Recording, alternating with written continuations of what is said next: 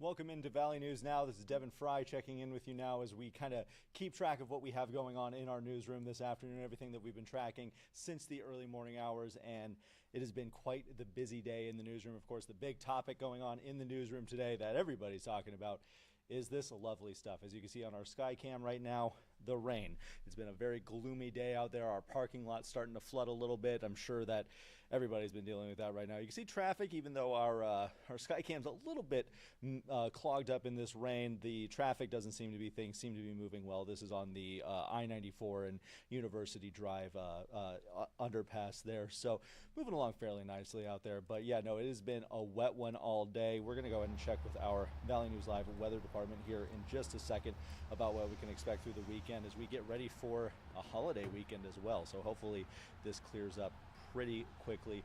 I know I have my fingers crossed for that. As a matter of fact, let's go ahead and check right now with what our Valley News Live weather team, our First Alert weather team, has had to say so far. Here's our website, of course, valleynewslive.com. Feel free to check here at any time for the most up-to-date information that we have.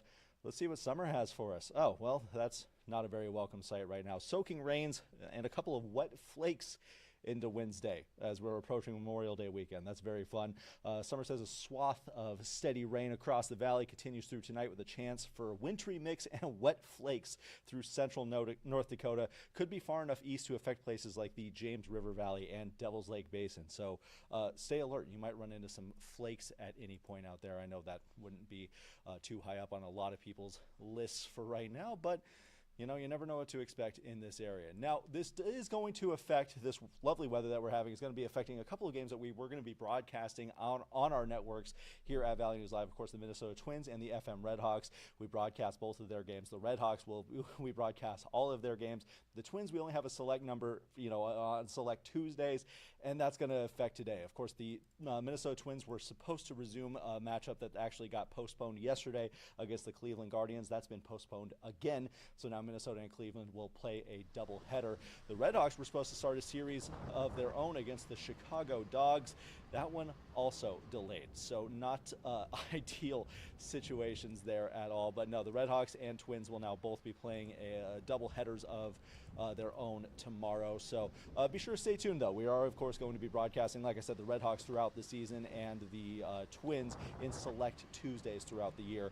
Today's just not going to be a day that you can check it out. Now, one area that needs this rain that's not getting it right now are several counties in northeast Minnesota. There's another red flag warning in that area from the National Weather Service. Several counties in that area, including St. Louis County, and that's where those three wildfires are continuing to blaze. We have video of one of them right now. This is the Camp House fire, still going strong up there. Now, a red flag warning means that fires can spread quickly, grow out of control under the predicted weather conditions that they have.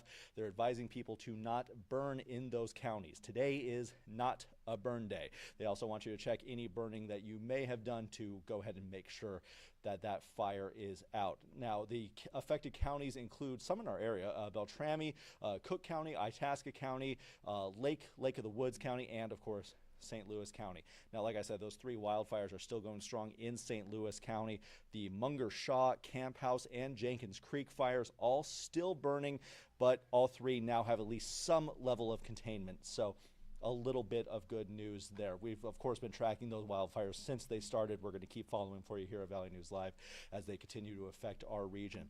We had a very interesting story come into the Valley News Live newsroom very early this afternoon involving, I don't know how to put this delicately, the death of several goats. This man right here, I'll pull him up for you, has been charged with 14 counts of animal torture. He's an Itasca County man facing 20 charges related to animal cruelty, along with those 14 counts of felony animal torture. He is also being charged with 3 counts of overwork and mistreatment of an animal, depriving them of food or shelter, and 3 counts of disposal of animal carcasses. His court date is set for May 28th. Court documents say that Itasca County deputies arrived to the residence that this guy was staying at, 42-year-old Jacob Langeslag. He was staying on a property alongside the 100 and I believe 140 goats that he had brought in to this property. The property owner's daughter came to police saying that she had seen numerous dead goats in their pen, and so she brought them out there. And when they arrived, they found literal piles. That's the exact verbiage that's used in the court documents, piles of dead goats. That was back in February 25th when they went and checked it out. They found 3 piles of dead goats. He was asked to leave the property after being told about the animal neglect report. In addition to the piles, there were also carcasses to the south of the property that had been there for a while. They were completely cleaned down to the bones. They then checked out the enclosed fish house style trailer. This is very bizarre, that he was supposed to be living in on the property. There they reportedly saw multiple goat legs hanging off the roof of the trailer. They say that they appeared to be ripped off of the dead goats. It was also observed during the search there were several buckets within the fenced area with the surviving goats. All were empty but one. That was half full of dirty water, according to court documents. Fecal samples from the surviving goats determined that they were infested with, let me look up exactly what they said here, infested with whipworms, strongyles, and coccidia, I believe is the how you pronounce that there. So we're going to keep track of that, find any updates on that case as they become available. Also, just into our newsroom this afternoon, an investigation is now underway after a man was found dead in the bottom of an apartment building stairwell in Jamestown on Tuesday morning. Jamestown police say that they were called to the apartment building at the 200 block of First Avenue South.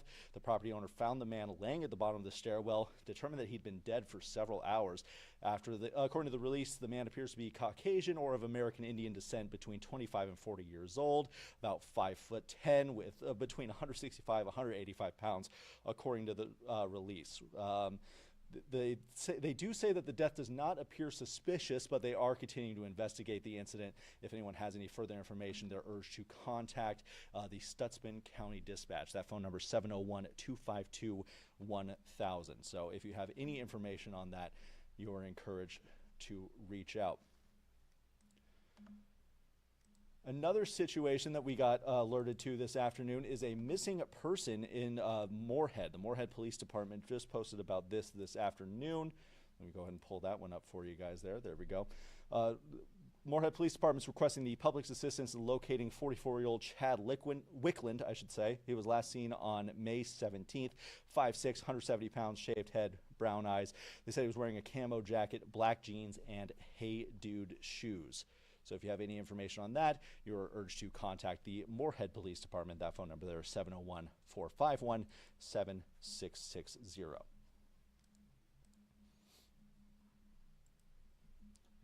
A man's in custody and a woman was treated for injuries after an alleged domestic assault in Otter Tail County in Minnesota. The Otter Tail County Sheriff's Office called to the area around 12:45 a.m. on Tuesday about a domestic assault taking place in the city of Henning. When deputies got to the scene, they found a woman in the driveway with visible injuries. She was treated by Henning ambulance personnel. A suspect, which we'll pull up here for you, there he is. Suspect, identified as Joseph Olson of Henning, was inside the home, and the Otter Tail County SWAT team was called for assistance there. Contact was made with Olson via telephone, and officials say he initially refused to come out of the home, but after a short time, Olson voluntarily exited the home and was taken into custody. He was taken to the Otter Tail County Detention Facility, facing charges of domestic assault and prohibited person in possession of firearms. Well, we want to let you know about something we have coming up tonight at 6.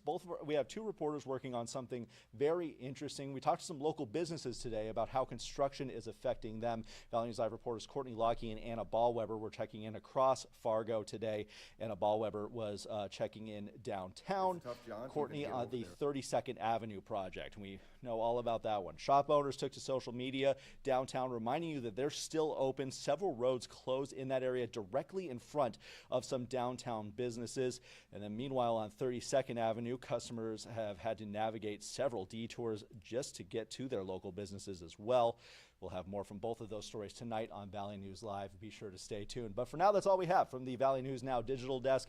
Be sure to stay tuned right here to Valley News Live. Go to our website, stay updated there. Of course, a free VNL News app.